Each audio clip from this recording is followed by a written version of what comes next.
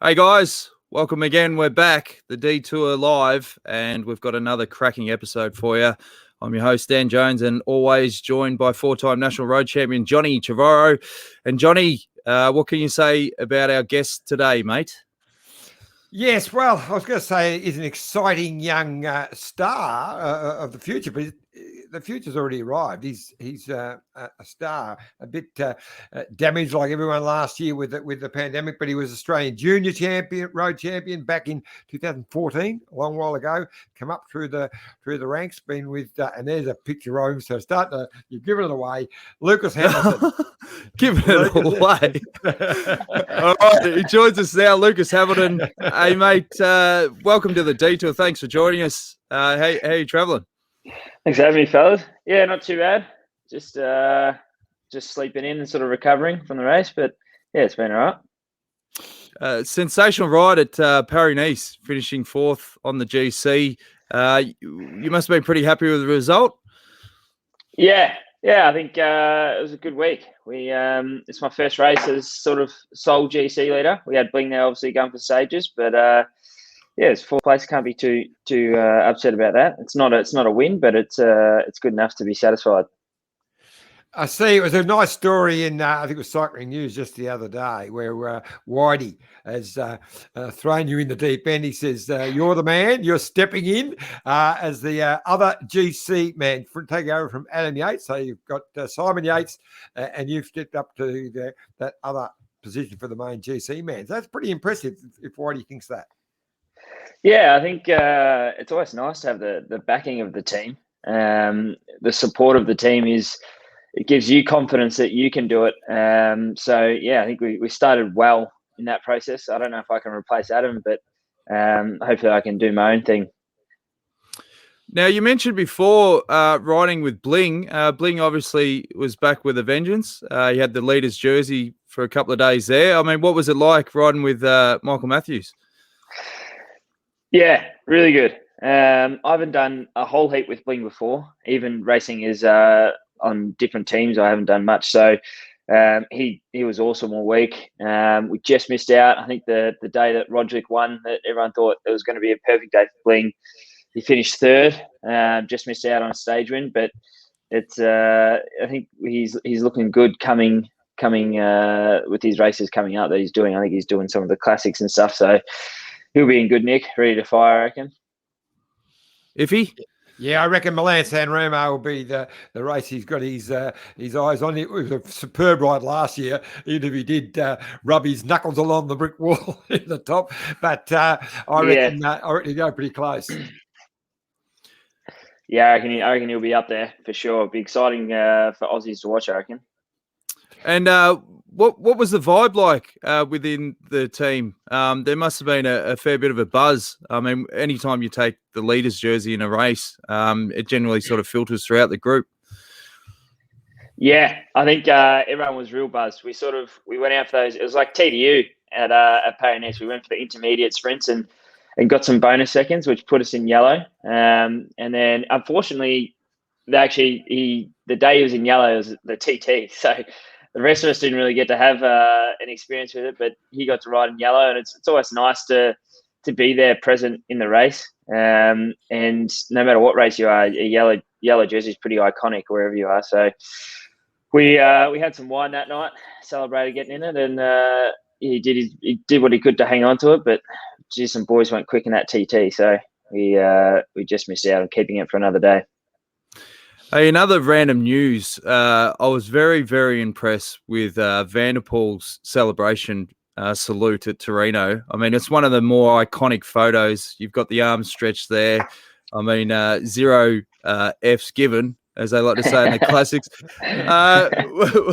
What was your take on the salute, mate? I mean, is it something that riders, you've obviously got to be pretty quick at the pointy end to preempt salutes, but was it as impressive amongst the peloton?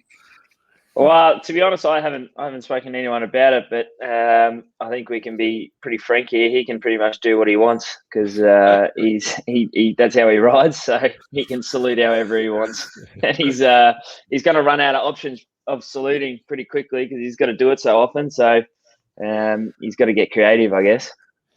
Now, we had Yeah. Heinrich on Iffy last week. He's talking about the cyclocross, Johnny.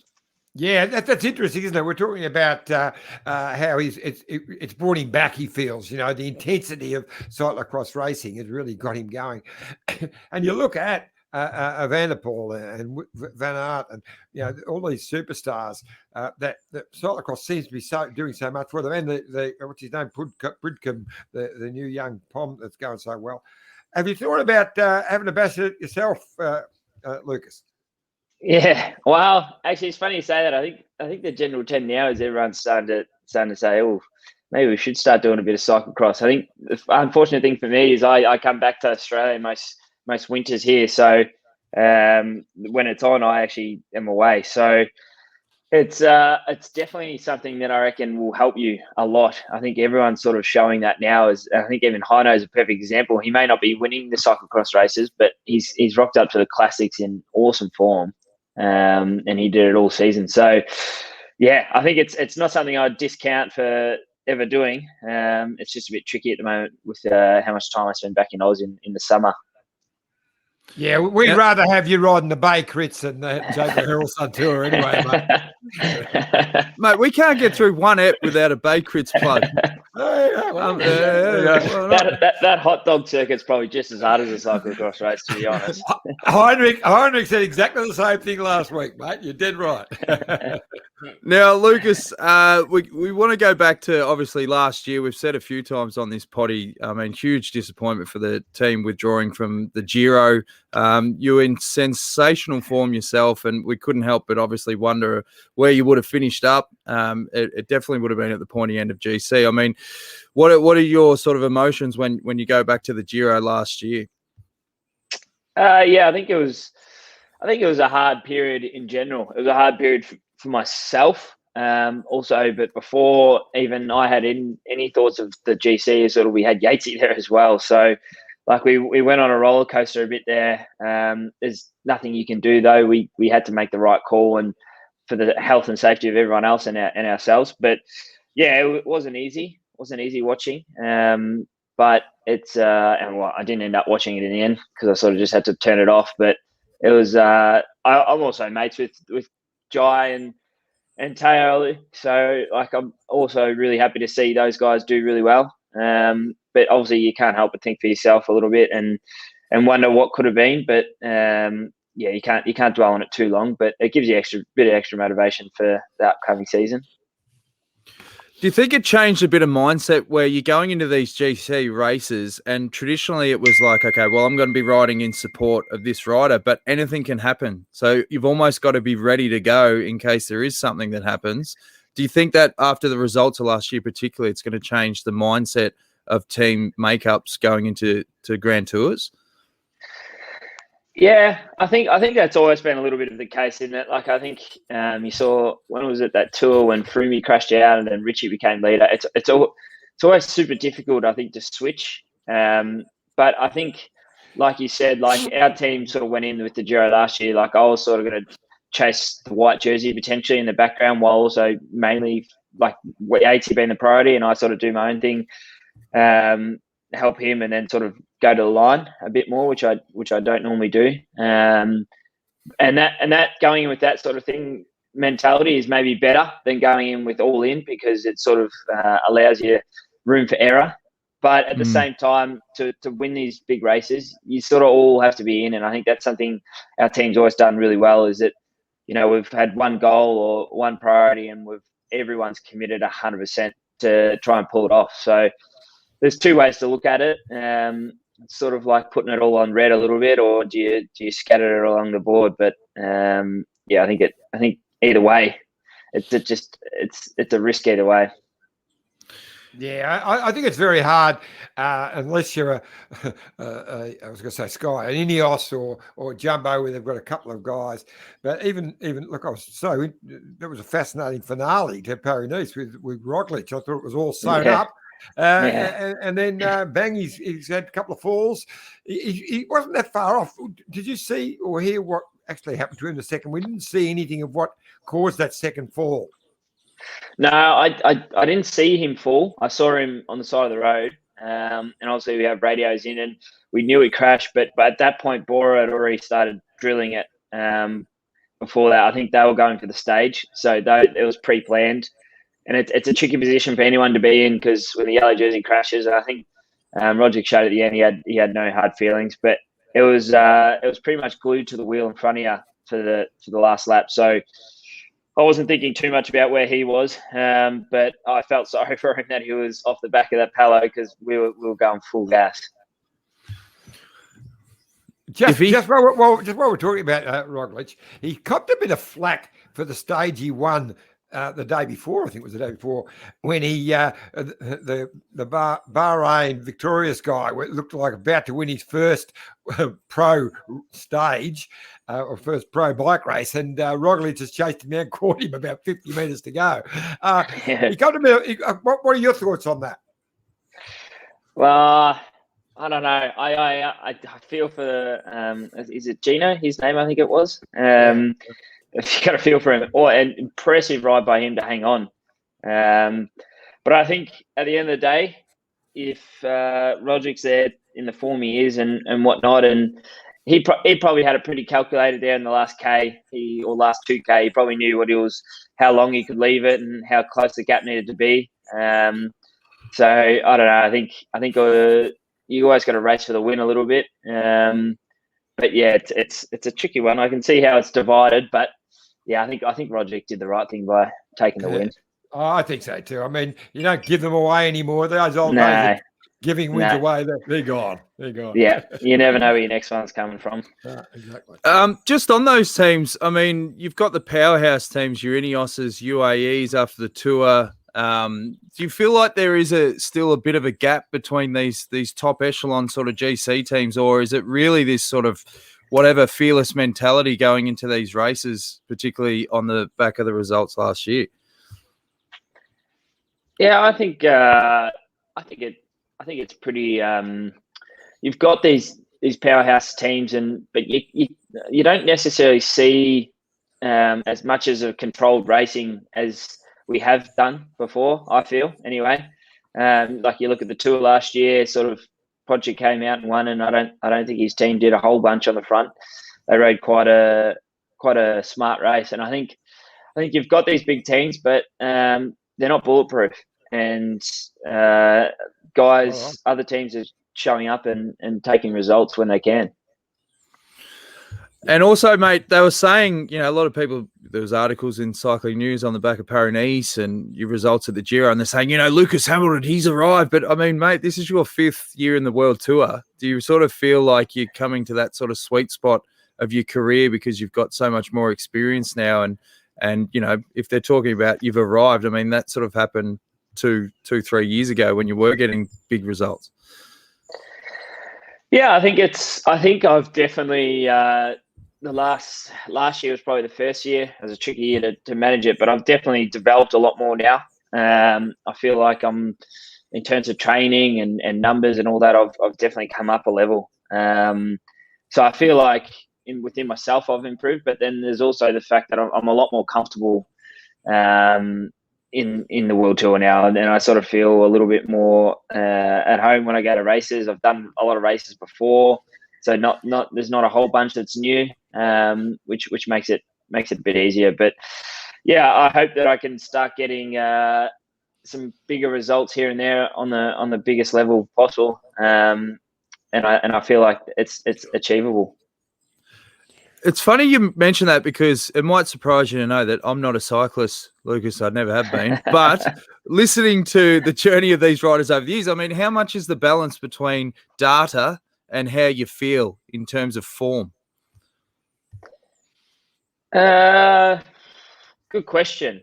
I think either way, it's you got to go with your.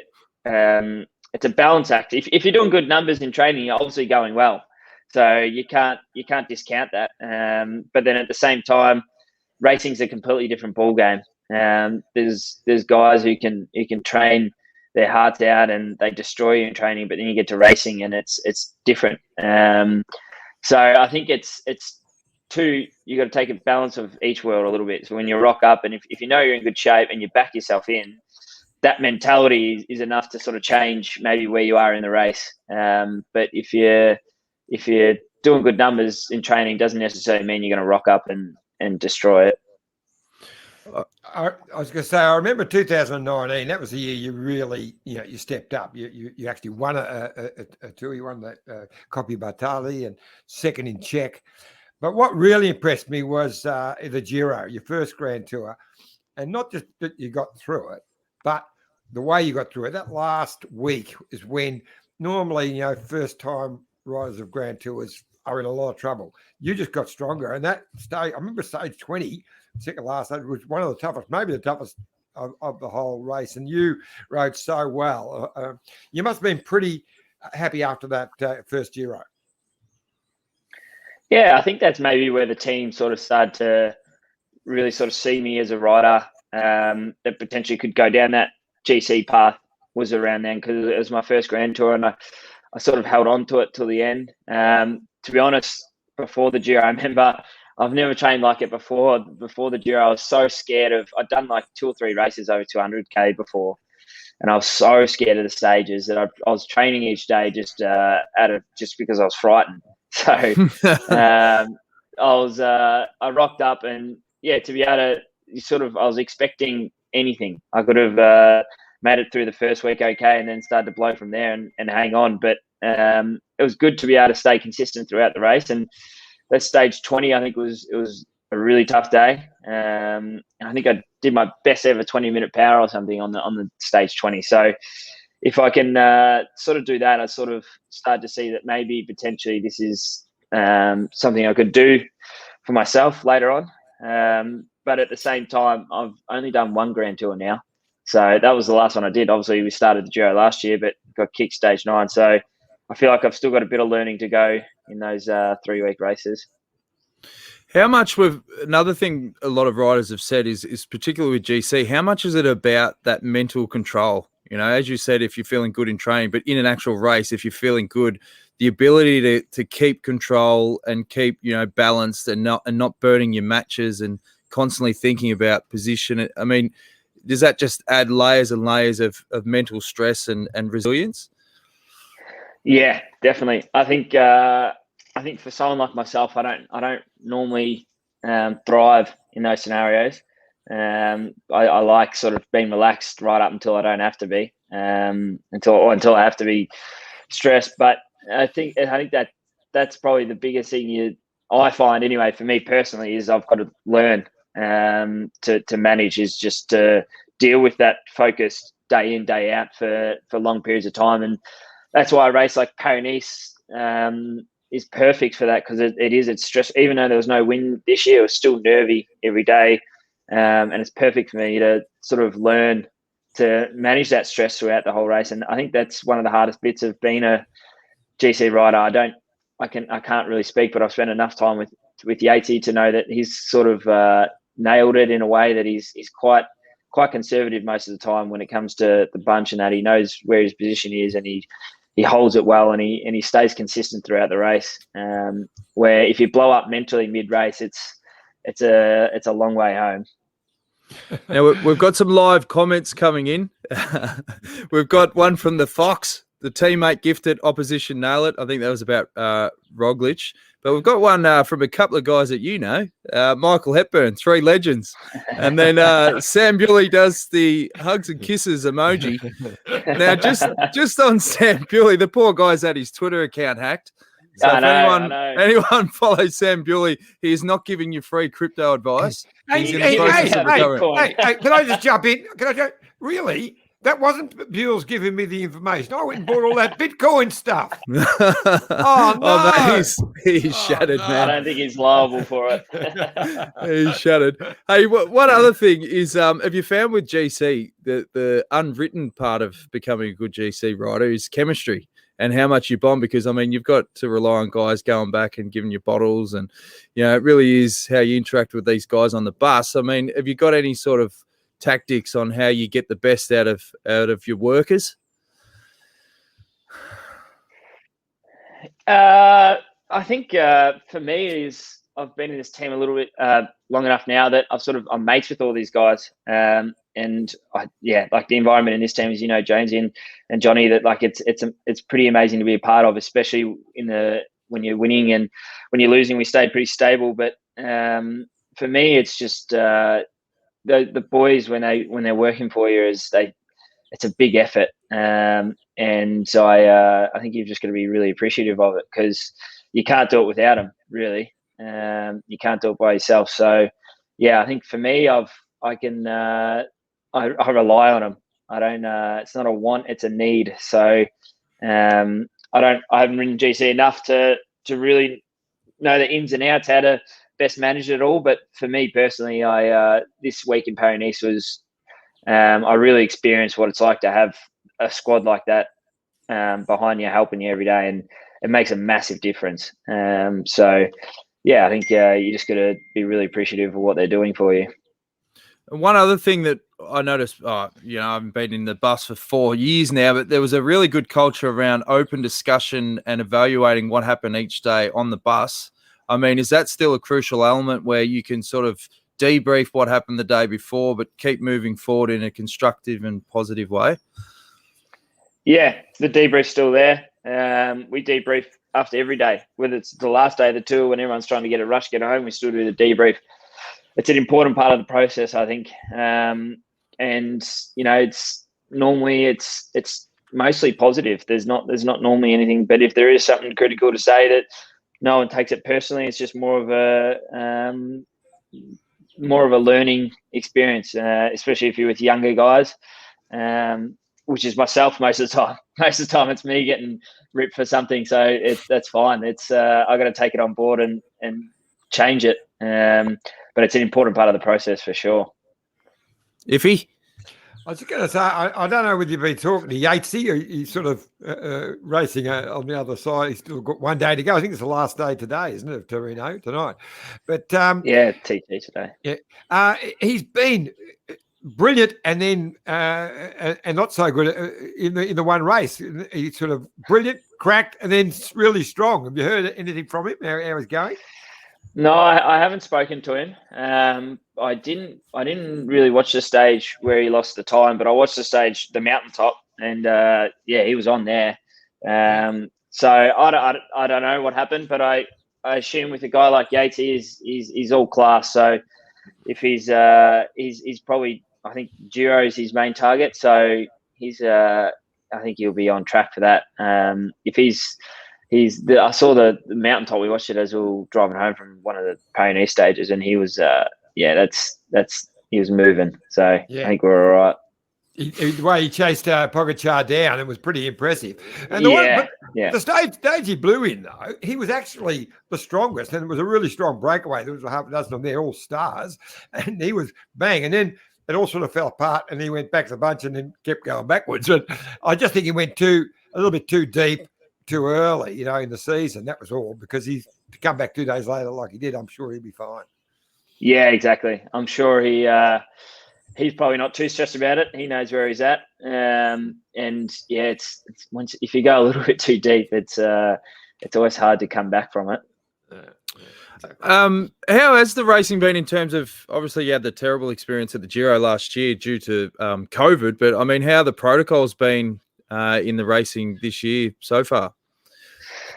Yeah, good. I think to be honest, it's sort of felt somewhat normal at races this year. Sort of all the things that we were doing last year that were new, sort of now feel like the new normal. So obviously we get testing leading in, and there's certain bubbles and that once you're at the race and whatnot, and it's just a general like your hygiene and everything is you take more care of it, and you're trying to keep as clean as possible, because at the end of the day, you don't want to be the guy who has to go home sick. So yeah, I think it's good. I think obviously the racing, we've gotten further than we did last year, and everything seems to be okay for the moment. So it's working, I think. It must be a bit scary, actually, Lucas. You look at Paris-Nice. Nice again was a red spot as you're coming towards the end of the race, and they had to change the last stage a little bit and have no spectators at all. That must be a real worry. Yeah, I think it's. I don't know. I just find now that I just go with the flow of it. Like it's sort of. It's the organisation do a good job of managing it. I think the Nice come out and said they didn't want the last couple of stages, so they've changed it pretty quickly overnight. We had new courses, and as a rider, yeah, like if you really pinpointed those stages, you'd be a little bit disappointed, but at the same time, you sort of we live in a world now a little bit. Well, my personal experience is that you can't get too caught up on it all. You sort of just got to go with the flow because it's bigger than bike racing. So we've sort of just got to do what we can and manage our expectations. Well, that's funny you mention that because that's exactly what Durbo was saying a couple of weeks ago. In going from a rider that needed to see schedule and needed to have a plan and needed certainty to getting to the point where you just go, all right, let it go. Whatever happens, it happens. So when Iffy says, "Oh, you must be getting stressed," it's like, no, John, I'm actually working hard not to be stressed. So just call it as you say it, mate. Yeah, no, exactly. I think last year was stressful. I think last year was really stressful. But then another year on, you sort of a bit more used to it now, and also you know that you can't maintain that stress forever, so you sort of just got to go with it. Fair enough, mate. Now, before we wind the clock back, we want to talk about your early days growing up in Ararat and so forth. Johnny, good time to get the sponsors plugs in, mate. What do you want to open the batting with? Whatever you hit me with, mate. All right, let's go. Let's go. Let's go, motorhomes. Why not holiday in Australia's best motorhomes and campers? Now, I'm going to have to ask you the big question in a minute, actually, Lucas. So I'll do my spiel, and I'm going to ask you where you would like to go in your Let's Go motorhome when you have a holiday in the next year or so. But anyway, we'll continue on. At Let's Go, they just love helping people have incredible holidays. It's Australia's leading motorhome and camper van rental company. They have vehicles to suit all types of travellers for all kinds of adventures, and you can be sure they'll go the extra mile to make your road trip the best ever. And there's 5 really important tips when you want a great motorhome experience. And it's not been one of my strong points. Plan, and plan. But anyway, but Let's Go, they love the spontaneity when it comes to adventures. So sometimes traveling around Australia requires some planning. So you just talk to them at Let's Go and they'll get it all organised for you. So now, Lucas. Did you write that script, John? Is that your gag? The plan? Yeah. Might need to rework it. It was a good try, but anyway. Lucas, you've got we're giving you a Let's Go motorhome, and you've got a month to go touring around. Where do you want to go? A month. Oh. Well, I'm going to start at home. I'm going to start at the Grampians in Ararat. We're going to start at home, and then I may venture down I'll go down Gippsland Way, I reckon. Oh, here we go. Yeah. We're talking to 2 Gippsland boys here, mate. Yeah, Gippsland boys here, yeah. And then I reckon I'll head up the east coast of Australia. Nice. Go to Coastal Way. Yeah. Wise selection there, mate. Wise selection. Well, if you're not using a Let's Go, another thing you could dive into is a Jayco, John. Well, funnily enough, all of the Let's Go motorhomes are Jaycos. You wouldn't believe that, would you? You would not believe it. You would not believe it.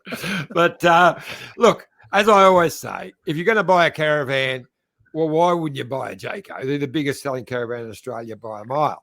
But also when you think about the fact that it's owned by Jerry Ryan, who has been one of, the saviour of cycling in Australia over the last quarter of a century. So why wouldn't you go and buy a Jayco? They're the best. Exactly. And there was a big announcement this week, John, with the minimum salary for the women's team. Yeah, that is amazing. Again, bike exchange, 2 bike exchange at the World Front. I think the second team to step up and do that to offer the women the same minimum wage as the guys, which is a fantastic step forward, especially in these real demanding financial times. So very impressed. Good on you, Jerry. And good on you, Jerry, who also is behind Mitchelton Wines. He is. I did have a couple of those last night, funnily enough. We had, look, one of Australia's favourite wineries and a place of escape. Experience the history, the beauty, and the serenity of the Goulburn Valley at your own pace. Looking over the vineyards from the iconic tower, staying at the new hotel, relaxing by the pool, recharging in the day spa, exploring the seasonal menu at the Muse, and stopping by the Providor, touring the cellars, and, of course, tasting their signature wines. Yes, and they're magnificent. And Mitchelton's become renowned as an amazing venue for weddings and that special function, offering unique spaces for the memorable, it's easy for you to say, events. So make sure you host your next function beneath the iconic tower of Mitchelton. But, I mean, it's got the day spa. It's just got so much going for it. But, of course, there's the amazing Aboriginal art collection down below, the world's biggest private Aboriginal art collection. And some of the pieces there are just absolutely staggering. And there is the $10,000 Land Cruiser with the €3.5 million paint job. Jeez, that paint job bounces around more than Bitcoin, mate. It's 1 week she's 3.5, then she's back to 2. It's time now for a quick word from our great mates at Bike Exchange, and then we're going to have a chat with Lucas about the early beginnings around Ararat. Look at this bike. You think it's just a bike, right? But it's not. It's a bike. 374 people are looking at. This guy, this girl, them, all looking at it. People from here, there, and wherever this is. People that are looking for a bike. Or just a piece of it. Amateurs, semi-amateurs, and pro-amateurs. This guy wants this bike, but with this crank and these bars. This could be the perfect match. But not this one. This girl has a bike to sell, and thousands of people might purchase it. Eyes on Bikes help grow small businesses. His, hers, yours, and the latest data and insights help those businesses keep moving. We are the world's #1 bike marketplace, with over 500,000 products and 900 brands, where buyers and sellers are brought together in a place where a bike is never just a bike. Bike Exchange, where the world buys, sells, learns, and rides. Thanks again to great mates at Bike Exchange. And just on Bike Exchange, you've got a run-out sale coming up. If you go to bikeexchange.com.au, you can find the link, which is under Green Edge Outlet X Team Issue Sale. John. Yes, I've been a part of it because Jerry handballed me into the middle of that, which is great. So out at Coast to Coast, a factory's got out there, northern suburbs. We have 280 brand new Scott frames. Some of them might be 6 years old, but they're brand new, never been ridden. And so some fantastic deals, plus shoes and helmets and whatever. So we're having a garage sale in a couple of weeks, Saturday week, so you can come along. But you can buy them online now. So you've just put that great site up from Bike Exchange, and you can jump on and get some amazing deals. Get amongst it now, Lucas. Early days, mate. Talk about what was it like growing up in Ararat. And Johnny did a bit of deep diving on Google. Yeah. Where was Lucas born? Thursday Island. What's that? It said you were born in Thursday Island. Thursday Island. That's what it says, Wikipedia. Someone's made it up. Someone's made it up. Wikipedia. It says Thursday Island. And I thought, wow, there's something I didn't know. So that was going to be my first question. This is another talking point for a while. This is another example of this stellar research we do on the Detour podcast. Wikipedia has bit us again. Yeah. Well, it's obviously not the case, John. Someone's having fun with you. Anyway, by his look of surprise. So you were moved to Thursday Island. You've gone to Ararat. What was it like growing up in Ararat, mate? Yeah, no, it was good childhood. I love the country. So pretty easy going. Not too busy, but it was nice. It was good. They're good bakeries in Ararat. So for our international listeners, what is it, an hour and a half out of Melbourne? No, it's a bit more. It's about 2.5. Okay, so 2.5, country Victoria. How did you get into cycling? How did all that start? My dad did a bit when he was a kid, and I think it was there was always bikes floating around his family, and then we just sort of started going to club racing, and then my brother actually hurt himself. It sort of became a family activity, we'd all do it. Then my brother hurt himself playing footy. Nothing too dramatic. I think he broke his finger or something, but he started getting right into it, and he progressed quite quickly. So we sort of just went from there, really. And I sort of just floated along. Younger brother just sort of did whatever he was doing, and had a younger sister who was also getting involved. And it sort of just went from there. Started doing, the state championships and the Ararat. We had the Ararat Junior Tour, the Ararat Carnival as well. So there was some races that attracted people from all around the state, and sometimes nationally in Ararat. So it was pretty easy to get involved in the end. I've got the Wikipedia up there, if you can see that, but there it goes. If you look there close, you look Thursday Island. Okay, there it is. I didn't make it up, John. We weren't questioning that you've taken it from Wikipedia, mate. I've got to say that you're the second most famous cyclist to come out of I am. Of course, the Kelly gang came from Ararat. That is Shay Kelly, Jamie Kelly, and their father Cole, who was a real legend as well. So his father used to coach my dad. Really? Back in the day, I think.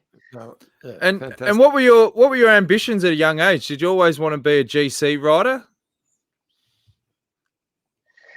I don't know what I wanted to be. I think I was just sort of going with the flow. I had, obviously, during that period when I started to get right into it, we had Cadell who won the tour, and for me that was pretty big. I think I remember, I used to watch the highlights package on SBS a bit, 6:30 at night and whatnot when the tour was on, but never really got too involved with it. I was always a bit of a footy fan. But I remember when Cadell was winning the tour, I stayed up and I was right into it. I reckon that was probably a changing moment a bit. I sort of got a little bit more into the top, the professional level of the sport. But again, no real ambitions for me to be a certain type of rider. It was just more got into the sport a bit more and sort of enjoyed watching it at the top level. And you got a beautiful velodrome in Ararat. So did you do a fair bit on the track in the early days? Yeah, a fair bit. I think we had winter was road racing, summer track racing. But I just did that pretty much throughout my whole junior years. I was never that great on the track. I went to the national championships once. I actually was under 19. Have to throw this in. Under 19 Madison national champ. Bit of a plug. Yeah, I was in there by accident too. Wasn't meant to be there, but I chopped the guy who was meant to be in it, and the points race a race earlier. So, but not crash hot at the track. So I sort of knew that wasn't where I was going to go pretty early on. But we did both all the way up until under 19s was the last year I did track. So, Is there any particular result that you got in those early days that you feel that was a breakthrough where I thought, okay, I can really make it at a higher level? In under 23s, there was probably a couple, but early on, I think I was always I'd always every now and then pop up and win in the juniors, but I was scrapping for top 10 most of the time. I was never a young guy who was winning every race. there's a lot of guys who was a lot better than me, but I sort of hit an age when I went to under 19 second year, and I must have developed a bit or something, and then I actually started to win a lot, and unexpectedly, like sort of just entering races, sort of trying to all the selection races and whatnot. And that was probably a turning point a little bit then. Probably sort of hang on, like actually maybe I can do this. But yeah, there was a lot of water to go under the bridge between there and actually going pro.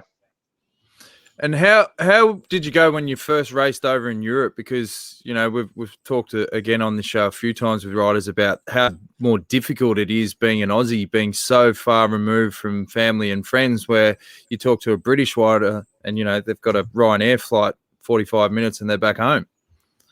Yeah, exactly. I think I had a bit of an up and down under 23s. My first year under 23, I actually sort of went and worked in Melbourne, actually sort of racked it a little bit and sort of went and did a bit of labouring. And I sort of, that year after was my first year in Europe. So it was a pretty big shock because I went from sort of living like a normal person to racing in Europe. And I was a little bit lost.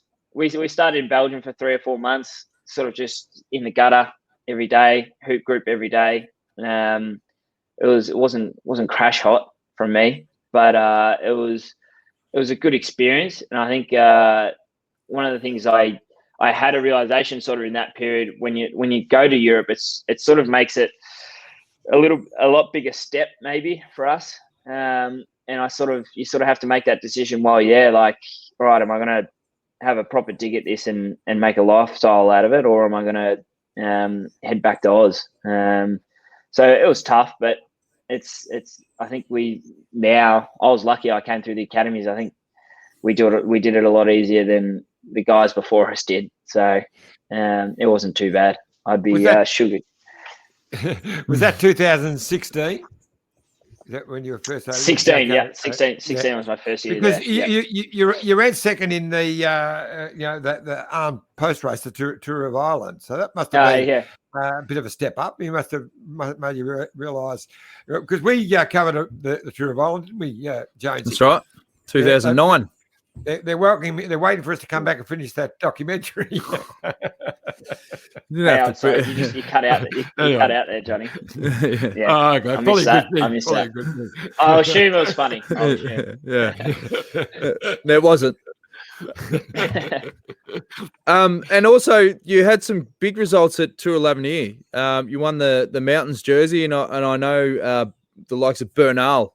He finished 5th, and that would have been a big goal of his in those early days. So you've piped him. Were those sort of results pretty big confidence builders to make that next step? Yeah, I had a couple good results that first year, but that L'Avenir was, I remember I got real sick during it. I had like gastro, and I tapped out a lot of stages. One of the flat stages, I just managed to hang on. Like I was last guy on the road. But it was sort of enough I did enough that year to sort of maybe get a little bit of confidence that maybe the next year I could progress and do a little bit more. And we went in. The team went with an idea of sort of developing us as riders a little bit more than searching for results that first year. So we spent a lot of time in Belgium doing races that didn't suit me, but sort of getting around like the hecticness of bunches there. And then the following year, we did a lot more races that were suited to like what the team we had. If you look at it, we had me, Jai, Michael Storer, Rob Stannard, and Sweeney and Jenna, and it was a pretty climbing based team. And that was the development team for the Team Bike Exchange now, Michelin Scott. Yeah. And there's a lot of racing in Asia and so forth. Can you remember the conversation when you were offered that first contract to join the World Tour? I think it was roughly after the baby Giro. And I was sort of like obviously it's sort of up and down period. You're sort of just sort of trying to get it's your dream at that point. That's all you're racing for, is to get that pro gig. I think you ran second, didn't you? You ran second in that baby Giro, didn't you? Yeah. I think for me it was just yeah, to be able to join with this team was my dream. I really could see myself. I like to consider myself pretty Australian. I don't mold well to other cultures. I'm obviously a lot better now, but in those early days, I was pretty raw. So it was nice to be able to join this team. And who have been sort of your mentors? You talked about the likes of, Cadell inspiring you. Have you been able to reach out to some of these guys just to sort of pick their brain and get some advice on how to build that long-term career? I think for me personally, I was lucky. This team has a lot of older guys, like older guys, experienced guys that I sort of look to. Daryl Olympia was definitely one person that I spent a lot of time with.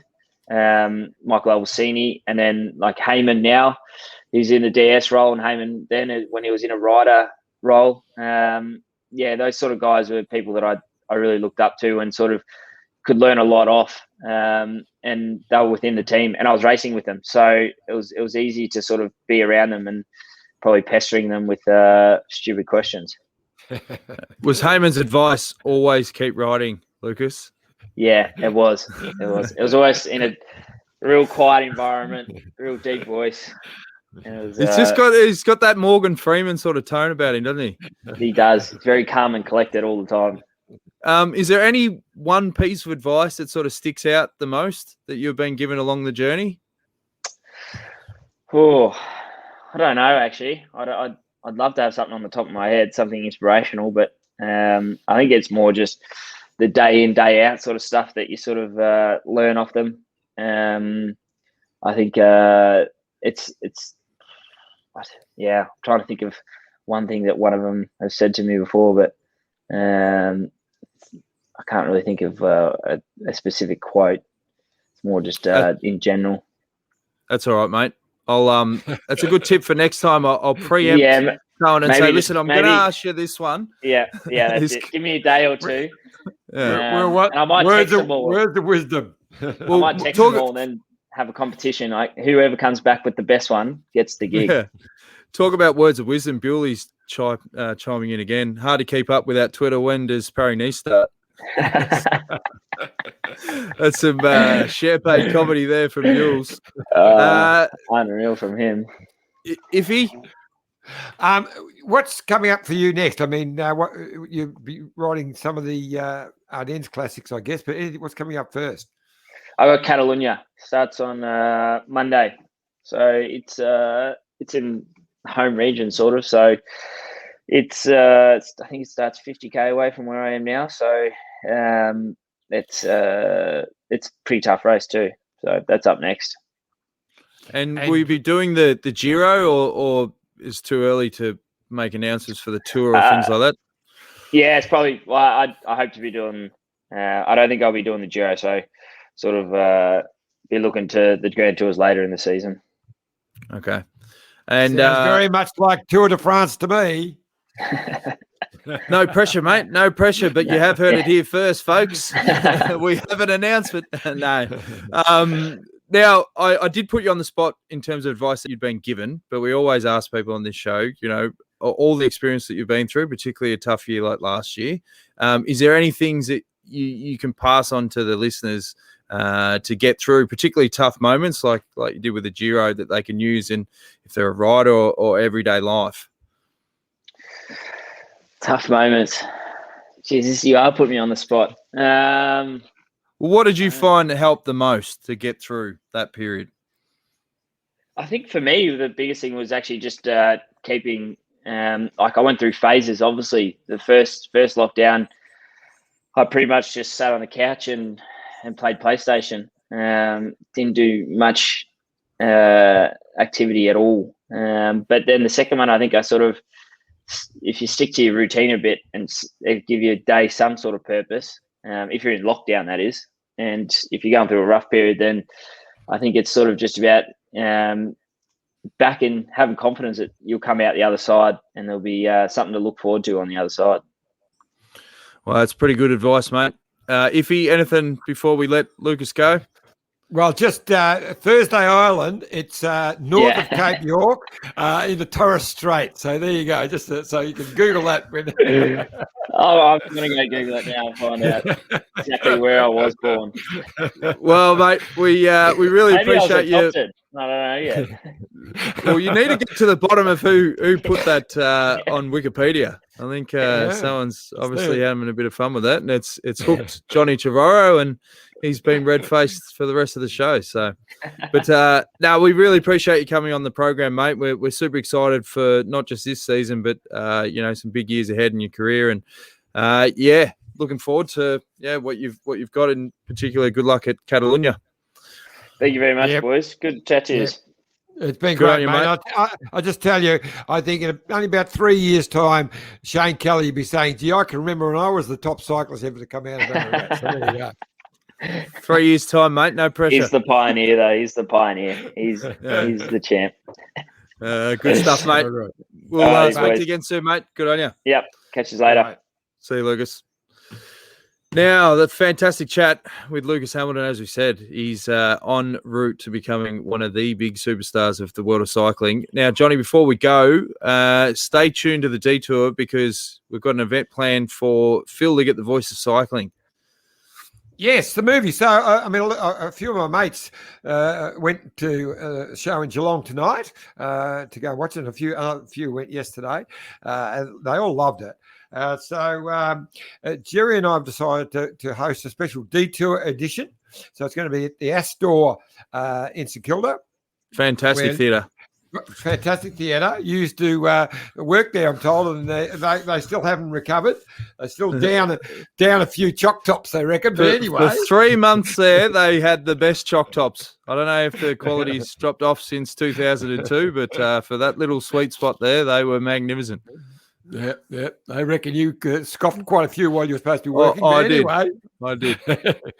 So we're straight after Easter. I'm just trying to get the perfect date. So it'll be a weeknight. And Phil's going to be a part of it. We're going to live stream to Phil. So you can have a talk. He'll talk before the start. And then people will be able to ask him questions afterwards. So we're hoping to get a few hundred of our Detour fans, friends and family. It's going to be a great day. So we'll keep you posted. And the next Detour edition, about a week's time, we will have an all signed, sealed, delivered, and an address for people to email through to get their tickets. Yep. And as we mentioned earlier, make sure you check out again bikeexchange.com.au for the run-out sale of all your ex-team Bike Exchange kit and frames and the likes of that. So get on bikeexchange.com.au and also follow the show, youtube.com/the Detour podcast. Make sure you tick subscription, tick all the subscribe button and notifications, and tell all your mates about the potty and keep support the show. We really appreciate it. And we'll be on again pretty soon. We've got some big guests lined up, Johnny, over the next couple of weeks. We have. I'm not going to open a big trap again because the last one, the King of Belgium decided not to do it. But maybe if I can get over there, He's just not happy doing it in English. It's not his natural language. But get over there, I'll snaffle him. Okay. We'll stay tuned for that as well. Thanks again for tuning in, and we'll see you again soon.